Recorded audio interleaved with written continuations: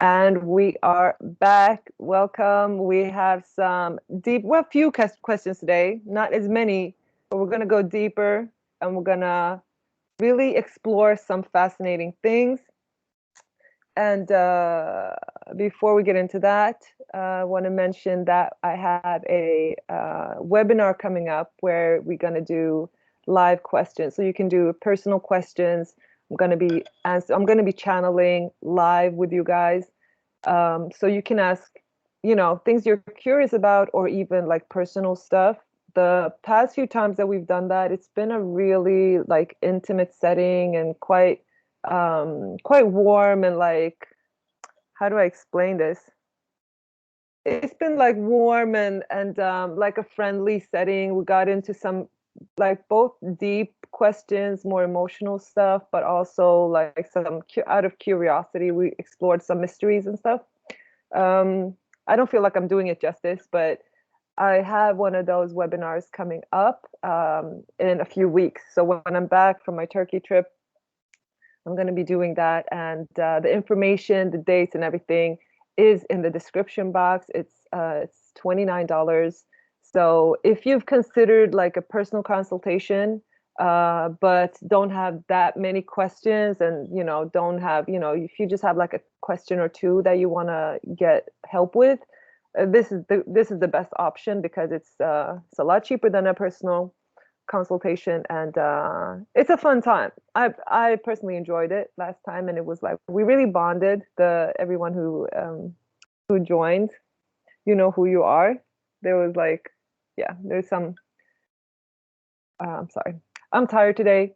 I didn't sleep well, and so um, my thinking is really off. But that's all the better for the channeling because that's when my mind needs to be off. So all the better. Then we also have an option for the channeling course. It is $149 for for about a week, I believe. And so if you want to learn to channel, if you want to learn to do what I do, if you want to do it for yourself, or you want to do it professionally, if you want to do it for your friends, or you're just curious, if you want to find out where your boyfriend was, this is the course for you. A lot of people start channeling that way. Um, yeah, and if you're interested in a personal consultation, we now have the option of doing a one-on-one video consultation or one-on-one voice call. That option wasn't available before because in terms of booking times, health-wise, I wasn't able to. Now I am able to. So if you need support in a more in-depth way, if you need more of a um, guidance in terms of your life in general, if you feel stuck or you want to make sure that you're on the right track with your purpose, or if you have some challenging situations you're dealing with, then a personal consultation might be for you. So now we have that option. And it is time. Bahar, you want to come in? Hello. Hey. Okay, so should we explain to people what happened last? Because everyone was like, "I hope you're Yes. fine." Yeah. Oh, What thank what happened? What happened? Yeah. So basically, what happened was life, and it's just pretty annoying and Yeah. boring what happened. But Yeah. um, Nothing it, major. That's good. thank you. Nothing major. Thank you for those Yeah. really cute, warm comments. I was so happy to read all of them. Yeah. But basically what happened is since I'm that I'm moving to the US soon, and I'm moving out of my Yeah. apartment. And now that I'm moving out, I realized that one of my keys was missing from the set of Yeah. keys I initially got. And so, right when we were about to start the video, one of my ex like schoolmates, like who I went to school with, and she used to live here for a semester when I was abroad. She called me and she was like, "Oh, like that key." She Yeah. like remembered the time when she lived here. She locked herself out Mm. and got a second of my keys. A spare one from my friend, and she basically lost one of them, and it was a whole thing that she had to Yeah. remember where she lost it and all of that. So it was a Yeah. very uh, a phone call that came out of the blue, and I was like Yeah. um, so wrapped into it that I just lost time. And then when I hung up, I was like, damn, like, oh, I forgot like the I'm time. sure And there was a purpose for why that happened. yeah, First of all, I'm we're all sure. glad that you're fine because my first thing was like, as long as you're fine, it was nothing, Oh, nothing yeah. serious. It's good. But also, maybe the purpose was for us to do this video because we're going to talk to the time traveler, right? So, and I know a Yeah. lot of people were really curious about that. So maybe the purpose was for us to do this video because if you were with us last week, then maybe we would have just gone straight past the time traveler thing. We would have just done a little bit and not maybe, I don't know. Who knows? Who knows what spirit is doing in the background? Exactly. That's the fun part. You never know. I love that. Yeah. I love that we never know. I love that it's so unpredictable. But I always trust that Yeah. there is a purpose Yeah. for everything. So yeah, but Yeah. I'm happy to be here and I'm so excited to talk Yeah. to the time traveler. And also our second topic will be very interesting, I think. So stay tuned. Yeah. Also, we want to say to people, we were looking through the questions. There wasn't that much there because I think, I mean, I appreciate everyone was really helpful in coming with questions about Göbekli Tepe and my upcoming trip and the research I'm going to be doing there. I so love that and appreciate that, and I want more questions on that. So keep it coming. But we also want more channeling questions. But now that I'm saying that, I actually want to mention to people that since I am going away, I'm going away for 2 weeks, doing some research, and so the timing of the channeling videos might be off. We don't know exactly. Going to try to publish a video as usual, but it might not be in the same format, might not be in the same time, might not be the same length, whatever. I don't know. We don't know. So 2 weeks Yeah. is going to be a little, yeah, we're going to see what's going to happen. Exactly. We'll go with the But I'm flow. sure, I hope you guys stick with us. I'll be back after 2 weeks anyway. So yeah, just some info on that. I think, well, I feel ready. How do you feel, Bahar? I feel super ready and excited. Okay. Let's do Okay. this. Oh, let's do it. Okay. Okay. Uh, hmm. Okay. So let's talk to this time traveler dude. Can we talk to you? Hmm. He's not feeling great. Oh, okay. How come?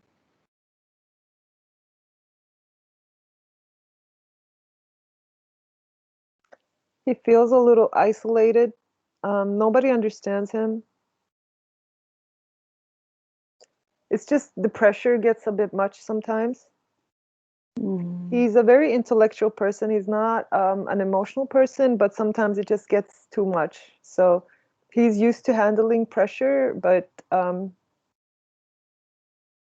it's just a little, it's been going on for a while now. He gets a little, Mm. um, he could really use some emotional support and some, close ones and loved ones. He doesn't really have family Mm. here.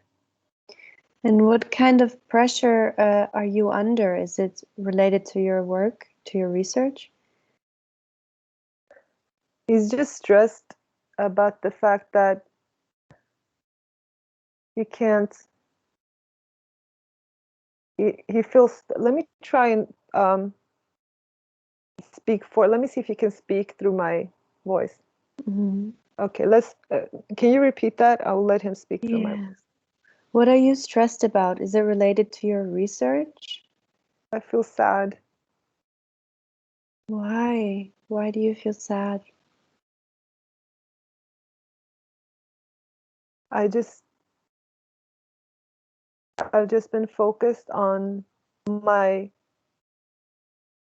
my task, my work, and I miss my girlfriend. Mm. I miss my mother, and I can never reach them from here. They're not around anymore. even if they were, I'm not sure that I could find them, or even if I could, I'm not sure if I could approach them, and they would be a lot older. I don't believe my mother is still alive, but even if my girlfriend was still alive, she would be very old and she would have moved on. She would have probably be married. Mm-hmm. So it gets very lonely. I feel very lonely, but I don't usually talk about that. Well, you're welcome to talk to me about it, and I'm giving you a spiritual hug right now. um, Thank you. It's something. It yeah. But it eases it. what if you go back to your time, to 1947? Will you will you be the same age as you were when you left? It's very risky. I could attempt to go back, but there's a high likelihood that it won't succeed. Mm. And it's very unknown what kind of results I would have. I could end up somewhere else. I could end up someplace in between. I could may not make it all the way through to another time. Mm. I might be stuck in some kind of middle place. It's very unknown what results I might have. So, have you only been successful in time traveling once when you came here? Yes, my team and I have made many attempts, but I wasn't on those attempts, and so I don't know whether they were successful or not. I Mm. was on this one and this one was successful, but I cannot know if the other attempts were successful as well. So I had colleagues that also time traveled or were sent away and who didn't come back. I see. And did your body age when you came here? No, I was just the same, and that was the success of the attempt. Mm. I see. So, how does the process of time traveling work? Can you explain it to us from your scientific point of view? Much of it would to you seem supernatural or magical because much of it is still unknown to the masses in terms of physical laws. Much of the physical laws that we are aligning with or making use of in this research are unknown to the masses of people. If I was to describe how we do it, it would sound like a magic trick to you. It would sound like a fairy tale. But what most people don't know is that it's very real. Much of what is considered magic has a physical explanation, a scientific explanation, and is possible following physical laws. Do you follow? Sorry.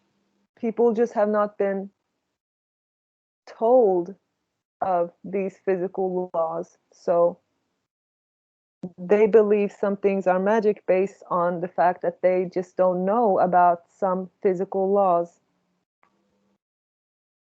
Does it involve the physical laws of quantum physics? Yes, And does it somehow involve wormholes?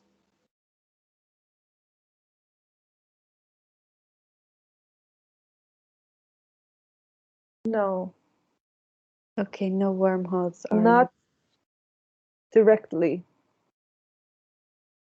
I see. So you did mention that you are using a specific kind of device, right? Can This device manipulates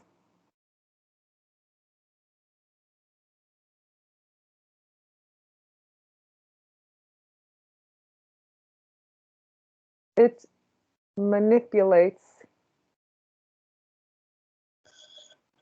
my external reality. Mhm.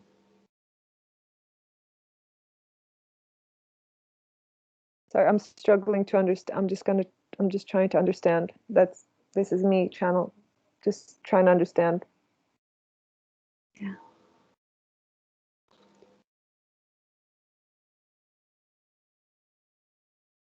This device can identify the coordinates of time.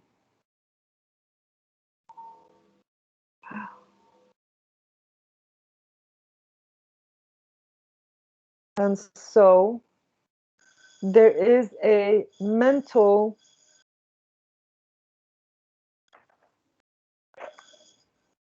connection because I, as the traveler, have to align with those coordinates. And so there is a mental Mhm. connection. This device and it's not taking me somewhere, it is showing me the coordinates so that I can mentally align with the coordinates. Mhm. And it stabilizes that because on my own, if I was to be shown the coordinates, although not that I'm seeing them, I am feeling them mentally. Mhm. Without the device, I may lose that, and so it wouldn't be stable on its own. Although, in theory, it is possible for us to do this on our own, but the device stabilizes that, holds that Mhm. coordinate strong, and so I can align in a clear, pure way with this coordinate of the time that I am going to. We have Wow. experimented doing this with space as well. And so we have sent a colleague to a different place coordinate, such as we have sent them to a different part of the world. And they did go, but we are not sure that they arrived. So so you are not actually physically moving then. What you are doing is just manipulating the space-time that is around you through your mind, and this device is helping you by stabilizing that vision or that manipulation. Yes, although I am not actually manipulating the actual surroundings, I am aligning with the coordinates of a Mm. different surrounding. And Wow. so my surroundings change, although the surroundings did not change. I tapped into a different surrounding. And Mm. so I was moved to a different surrounding. I was no longer a match to where I was. And I Yeah. ended up where I was a match. Wow, that is so interesting. And is this process, how does this process look like for you? Is it similar to visualization? It is highly focused. It is it requires a great deal of mental energy. Mhm. it takes a lot of practice because your focus needs to be complete, needs to be completely undivided. And it takes some practice to get there. What usually does go wrong is if there is not a complete alignment, then the experiment will fail. That is usually the problem. And so we practice to get to a point where we are able to maintain a clear focus on we have to completely and utterly align with this new place that we are going. And we have to, with everything that we are, completely align with being there. We cannot see it as, I wish I was there. Mm-hmm. You have to mentally be there. It is hard to describe because words can be misleading, Mm-hmm. but you are doing this in your mind. The device really helps the mind.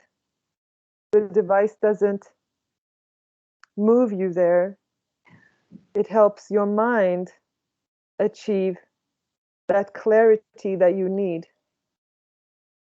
Wow, so it's very similar to the law of attraction. You are basically aligning your frequency with where you want to be.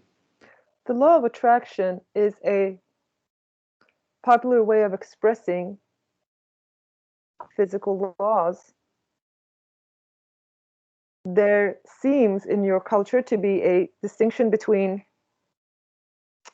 the spiritual law of attraction and physical laws of nature, whereas they are one and the same, only the law of attraction has been popularized so that people can use it for their own benefit in their daily lives. But it really describes a law of nature. Mm-hmm.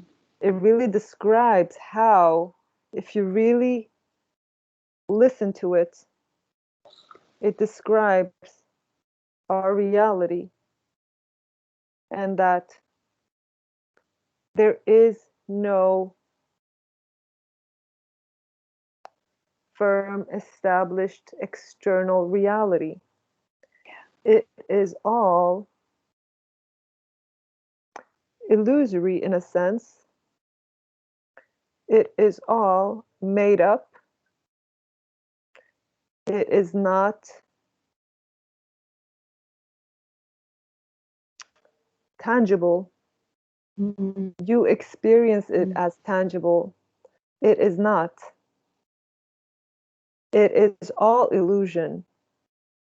And so, for you to not be able to imagine this illusion to be something different is madness. If you know the facts, it is like being in a dream.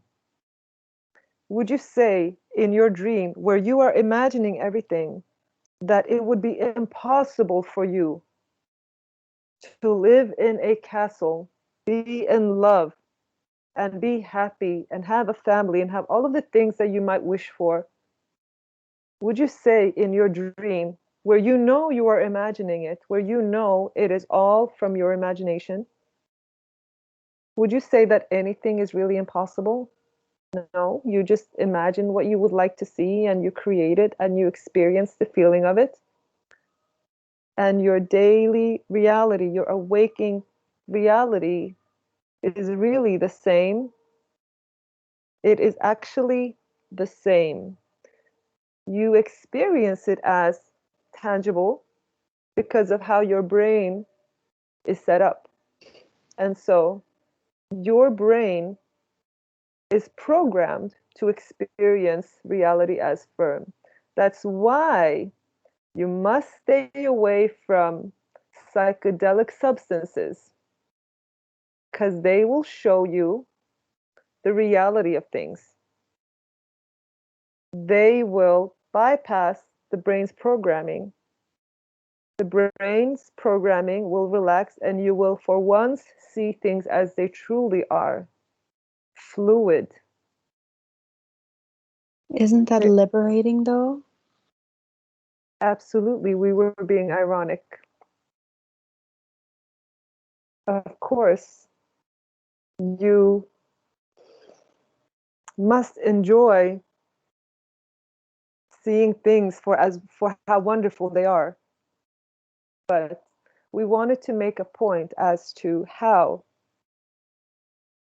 ridiculous it is that you must stay away from the very things that will show you truth. That you are so attached to this tangible illusion, which is uncomfortable for most of you anyway. While you hold on to this reality that is not really real, it's not comfortable, not that enjoyable, why do you hold on to it? Why not see it for what it truly is through the help of those natural aids that relax the programming in your mind and allows you to see things for what they are and allows you to take a greater part in this dream that we call life. Mm. So, when you travel, do you keep all of your memory? Yes, the only thing, if the preparation is thorough and correct, if you have done it well, then the only thing that changes is the time coordinates. I see. Wow, okay. So, this is a little bit of a difficult question, but I'm interested to hear your point of view. So, if time doesn't exist and reality is fluid and we create everything around us, then what is death really? Is death real? Of course, it's not real. It's it's a matter of what perspective you want to see it from. Nothing really changes. It is from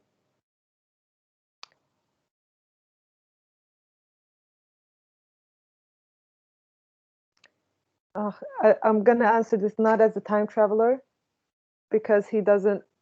I feel like spirit wants to come through here. I feel like that would give more. So I'm gonna allow spirit to speak on this. Mm. From our point of view, death is just a shifting of perspective. It is just like going from one room to another. But from your point of view, and there's a purpose for your point of view. For you, it is a illusion again, but an illusion that feels very real. However, you are veiled from a lot of, from most of reality, and so to you it is real, but in the real sense, there is no death. Death is impossible. The only thing possible is change. Mm. It is a change.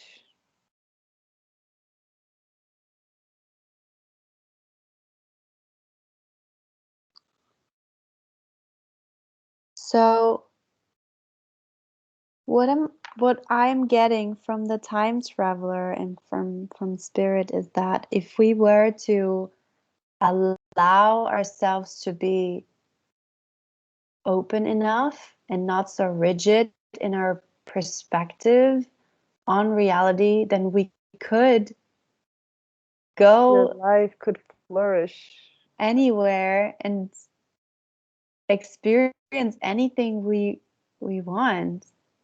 If you were not so rigid about what was possible, if you did not so wholeheartedly believe that the world is limited, your options are limited, your possibilities are limited, if you didn't so wholeheartedly believe that your life could open up in so many ways without effort, if you were to only think less, even that would help you to bring in a lot more of the things that you want effortlessly, because a lot of the times a lot of your thinking is along the lines of what you would like but can't have.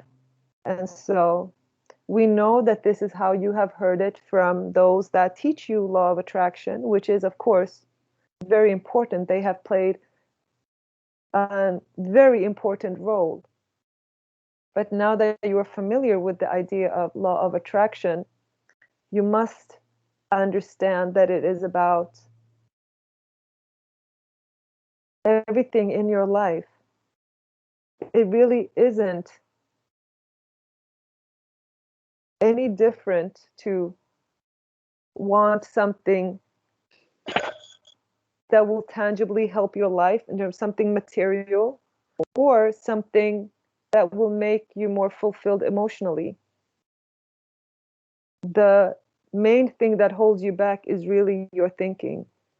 And most of you would be much happier and have a lot more blessings, we want to call them, in life if you were to just think less, if you worried less.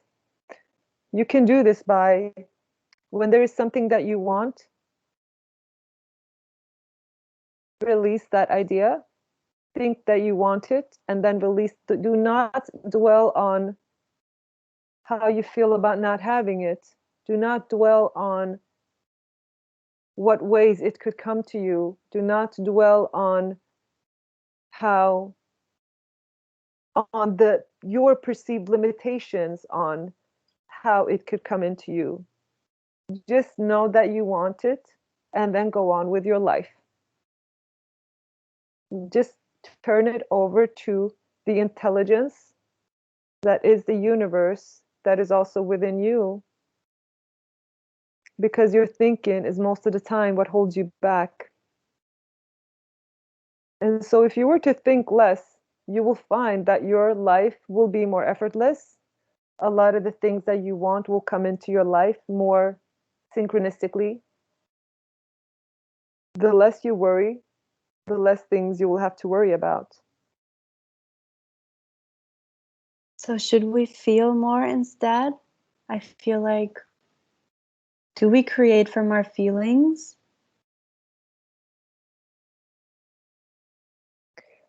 Certainly you should flow with your feelings, but there are times when you have feelings around beliefs that you have. So you may have a perceived limitation and you might feel sadness around that limitation. For example, I feel sad because I wish I had this or that and I don't have this or that. Mm. So we don't encourage those emotions because they are based on a flawed premise. They are based on your insistence that something is not possible for you. We don't support that. You made that up. That limitation is not there. You made it up. You believe it, and now you are mourning it. And so we don't support that. But in general, yes, you should flow with your feelings and pursue positive ones. And we are sounding a lot like Abraham Hicks, but they do tell you the physical laws of your reality. They are describing the physical laws of your reality in a way that is applicable to you, in a way that is easy to use. They are describing physics. Yeah. So I have a theory, and can you confirm whether this theory is based on truth? So my theory is that all emotions that we can possibly have are either based on fear or love, and only those emotions that are based in love are actually real, quote unquote, and all the other emotions that are based on fear or lack are just illusions that we make up for ourselves. It is true that fear will be false or give you false information. So anything that has its root in fear will lead to thoughts or feelings that are flawed. If you have a belief based on a fear, you can be sure that that belief is false. It might be, there might be elements of it that has connection to reality, but the overall conclusion that is based on a fear will be flawed. So whenever you feel fear or you have a thought based on a fear, or you have a thought that leads you to a fear. For example, if I get close to them, they will abandon me. That will be based on a fear. Whenever you hear things like that in your mind, know that it is false. Not to say that this particular person may never be away from you, not to say that you're going to be together forever, but the reality of it will be greater, more complex. And what you are missing from that fearful place is that the love that you are really looking for can be there, whether that person is with you or not. Yeah. When you are fearful, you are reducing things to something negative, whereas the reality is always, if you really look for it, it's always loving. Even if things can be painful, you will always find love in there if you look for it. Even those most painful things, when you look, you will find the love in there. And so, yes, fear will lead to false conclusions. Whenever something makes you fearful, or whenever you have a thought that makes you fearful, know that it is not the full truth. Truth will give you peace and it will be warming. If you don't have that, you don't have the full truth.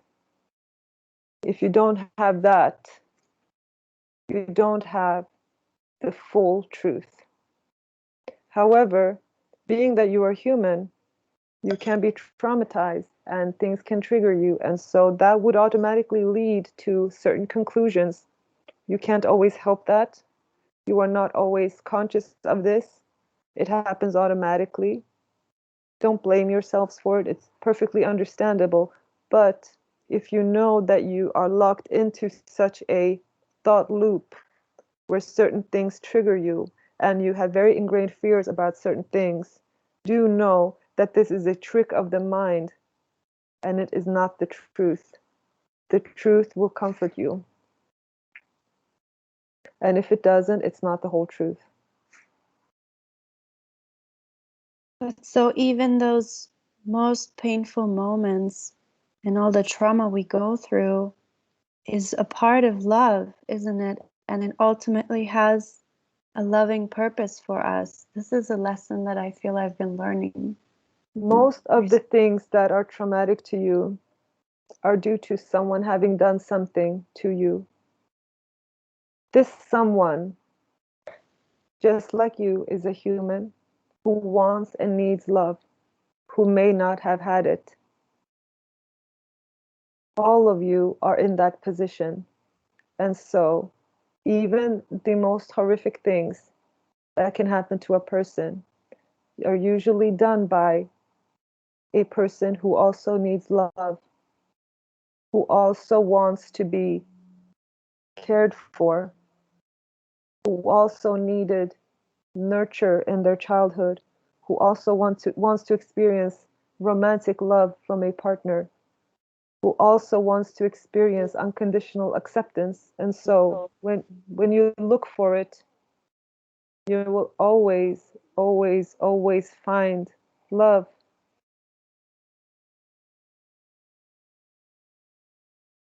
So this may be a little bit of a triggering question, but is it true that our souls sometimes have even had this agreement before we incarnate that one of the souls will hurt the other in the human physical body so that they can heal and they can transmute that darkness and become stronger through it? Is that sometimes even something that both parties have agreed on prior to incarnating? Yes, it's never an accident, and it is always for a purpose. If it happened and it was painful, there was a purpose. Wow. Painful things don't happen without a more valuable purpose. Wow. Okay. So, Spirit, what is your take on the divine feminine versus the divine masculine energy? They are energies that you can choose to tap into. You have access to feminine and masculine and neutral or androgynous or intellectual, mental energy. You have access to those three: father, mother, child, Father, Son, and Holy Spirit. You have access to all three, and so you can choose. Some of you love to be in the masculine energy. You feel good, you feel a sensual pleasure out of being in the masculine energy, and so it's for you to enjoy. Some of you feel a gentle, warm, loving feeling out of the feminine energy. Some of you feel a strong sensuality and appreciation for the self in the feminine energy. It is a quiet and laid back energy, and so it is for you to enjoy. Some of you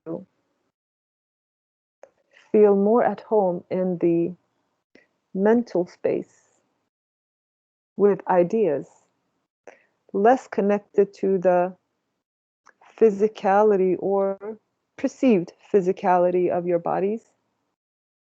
Some of you feel more at home in the limitless space of the mental energy. And so that is for you to enjoy. Most of you can derive pleasure from all of those at different times, in different settings. They are pleasurable. You are free to enjoy them as you wish. You have a lot of rules around who should enjoy what and where they should enjoy it. And you have these ridiculous notions of what is an appropriate use of masculine energy, where it should be used, and who should use it, and the feminine energy about who should use it and who should get pleasure out of it and who should not. Some people are not allowed to derive pleasure from the feminine energy. And so you set these ridiculous rules for yourself when they are all there for you all to enjoy.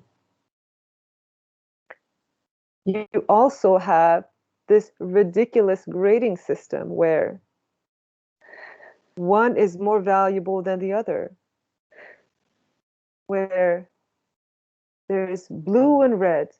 Which one is more valuable? And you assign a value to various aspects of nature.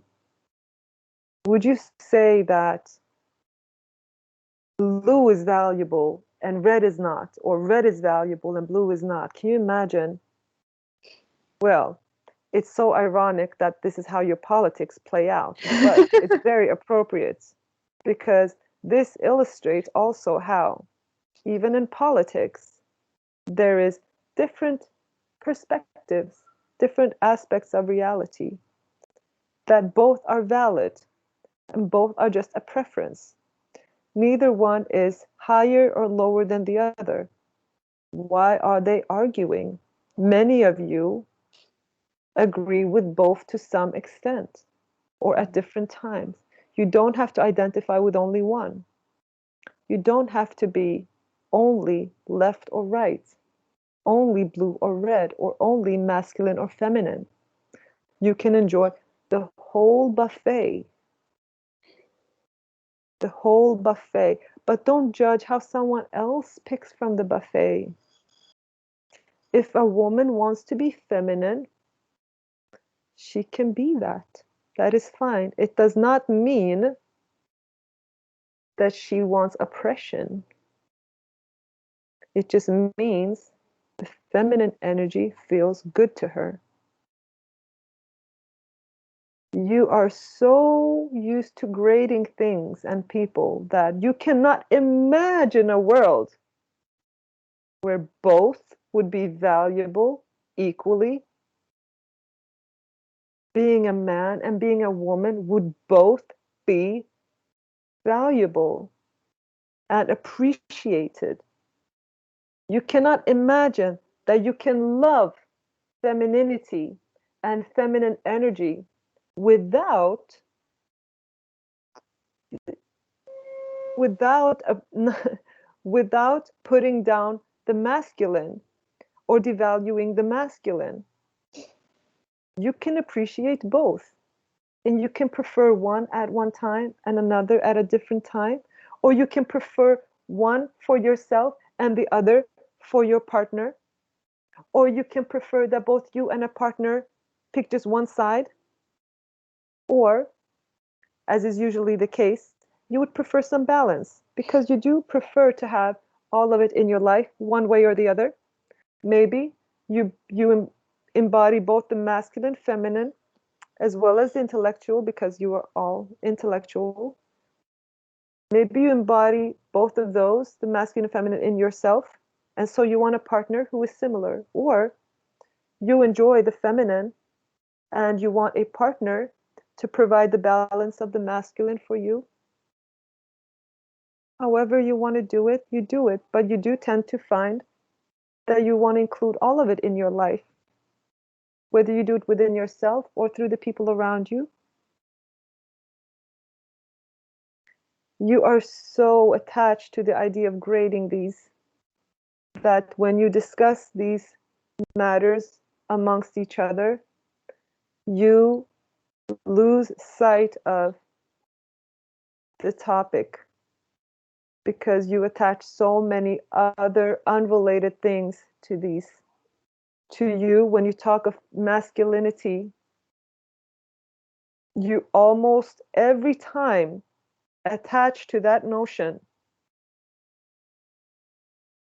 abusive behavior or oppressive behavior, Mhm. toxicity.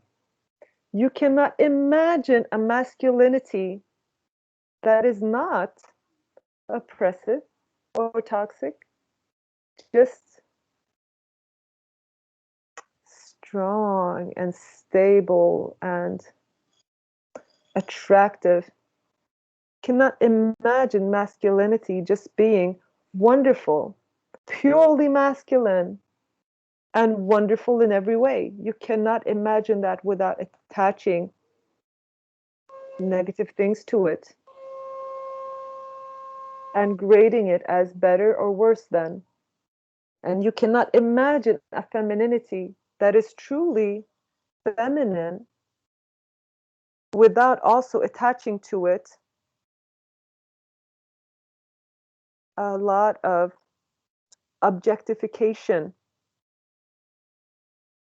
oppressed behavior, overcompensation, and a lot of superficial stuff.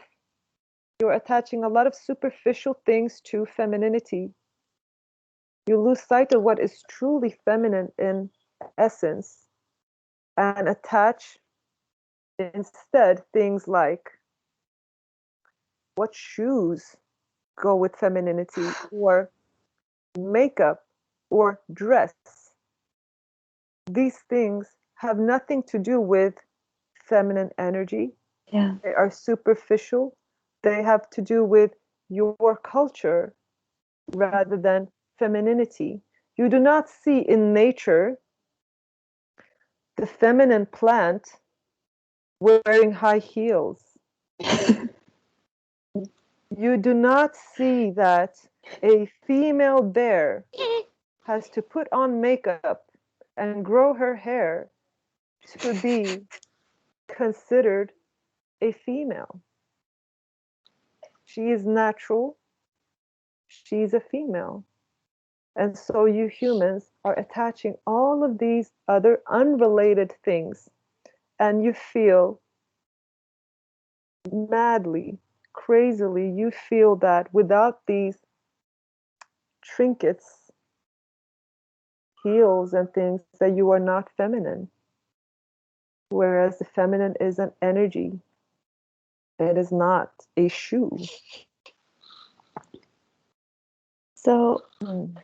can we talk about the female, masculine, and mental energy? Because to me, this is also new because and I think many people associate the mental energy with the masculine and the emotional, intuitive nature with the feminine.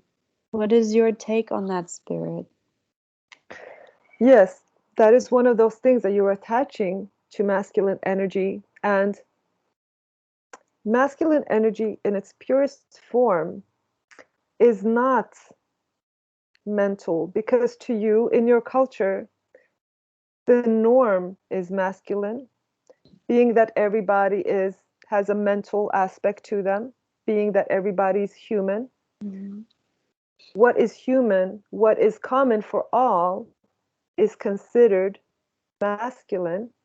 So the masculine is accepted as the norm, that which applies to everybody, Yeah. but it's not. Yes, as human beings, you are mental, and you have both. That is common for everybody, but the masculine energy has a specific feel to it that can either be there or not. It's usually there in everybody in one way or another, to some extent, to a lesser or greater extent, but the mental energy is separate. So the masculine energy is not as neutral as you tend to view it. Uh, Neutrality in the intellectual sense is separate. It's a Mhm. separate energy, although, of course, nothing is separate, but it is a different energy altogether. Wow, that is so illuminating for me. So, Spirit, can you help us understand true divine masculinity? Because I think our culture has gotten it all wrong. What is masculinity in its essence about? The big spoon. Masculinity is the container. It is the glass the that contains, that's the structure. Masculinity is that feeling when you enjoy being the container of something, of making the house or buying the house. It is it embraces, it is about shining in your individuality, your personal leadership, your it is that energy that says, I want to make waves. I want to assert my presence. I want to take up space. Mind you, None of that means that nobody else is allowed to take up space. It does not mean I'm having to step on anybody to take up space. It just means I am willing to be seen. I want to be seen. I want to express that which I am. And so it is the one out of the one and the zero, the manifested. The masculine will show itself, not in an arrogant way, mind you. I have to be very clear because you associate a lot of unrelated things to masculinity. But it is that which cares by, think of curling. Masculinity is that sweeping motion that paves the way for the puck or the puck thingy. Masculinity is that sweeping motion. It prepares the way. It builds the house. It prepares the way. It contains. Femininity, on the other hand, is what fills up the house. It's what gives the house substance. It makes it a home. Femininity is being at peace with relaxing. It is not, it is more, it is passive. It is passive but not empty, mind you. There is a lot of, so the woman or the feminine gives the meaning, gives the substance, gives the value to the internal part. If the man is the vessel, the woman is the substance inside that makes the vessel useful.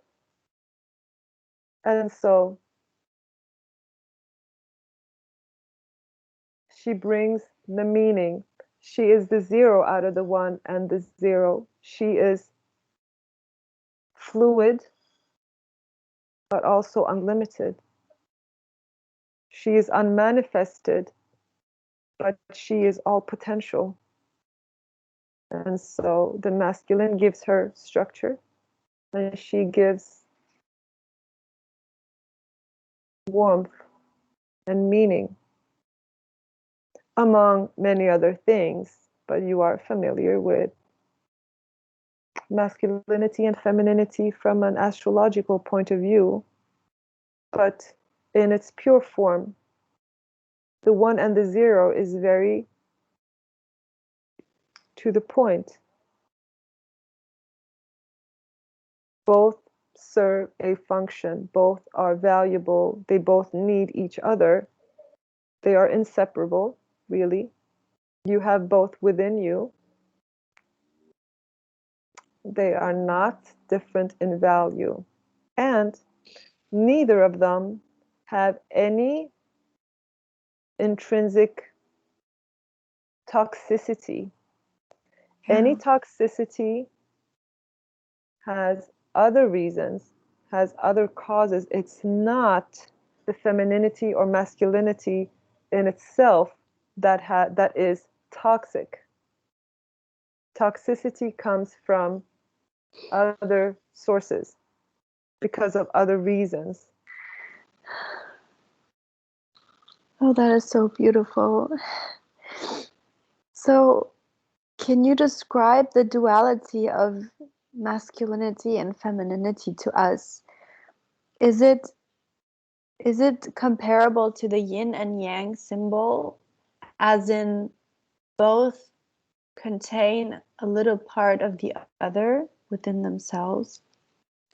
Yes, with the yin and yang symbol, you will find that it is a circle that contains both. And so you are all, in a sense, like that. You both have the yin and the yang. And within your yin, there is yang. And within your yang, there is yin. So you all have that. And Everything in nature is set up that way. And if you are more heavy on the yin, you might prefer to be around people that are yang, and vice versa. None of that is toxic in itself. And from our point of view, it really doesn't matter what sex you are, what biological sex you are. You will have an open buffet, however you choose to use it. However,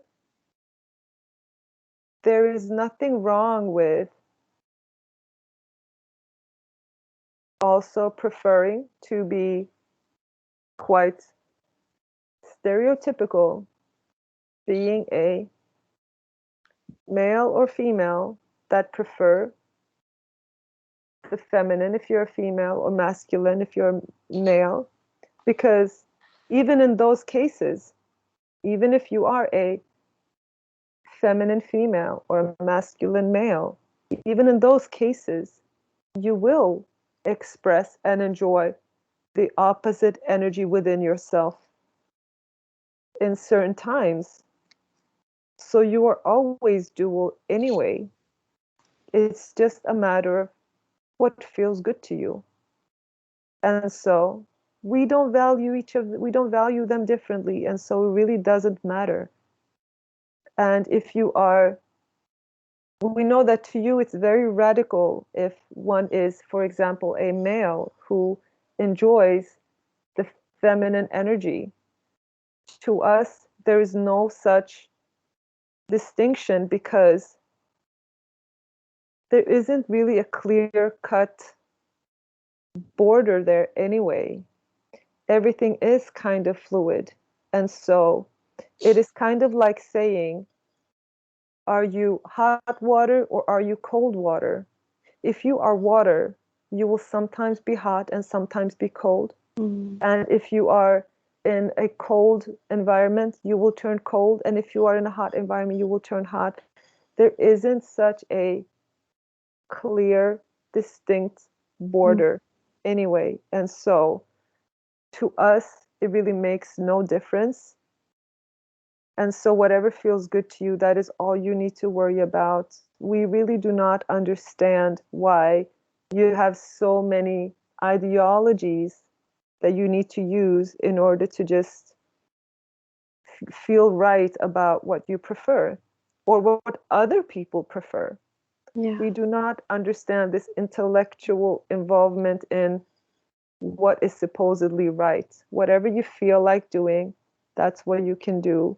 And it is also ridiculous to us that your natural desire to enjoy the feminine or masculine energy, regardless of your sex, biological sex, that you should have any kind of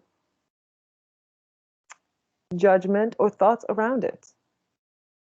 It makes no sense. If you enjoy swimming in the water, why have an ideology that says when swimming in the water is appropriate, who should be doing it, and why they should be doing it if it feels good to you, which is supposed to, it's supposed to feel good to you. Both masculine and feminine energy feels good to all of you to a greater or lesser extent. Why have all these ideas around how to do it, where to do it, who should be doing it, and who should not be doing it, and what is progressive to be doing, and what is old fashioned to be doing, or what is sinful to be doing, or what is all of that is mental noise that you have just made up. Mm. You have made up for no reason. So I feel like that a big reason for that could be that we are mixing up divine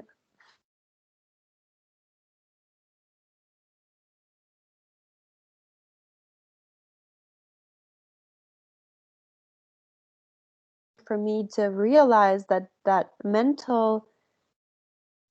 I mental lost you there for a energy and moment. intellectual energy is separate from both feminine and masculine energy, because I think this is a big wound of our society that we associate this with the masculine, and because it It is puts an a expression of different your dysfunction. value on the masculine energy versus the feminine, and decredits it decredits the feminine in terms of not It is being a able to be intellectual. it is an expression of your dysfunction as a society. You hold the masculine up to be more valuable while also acknowledging that it is in your society, in your expression of it, very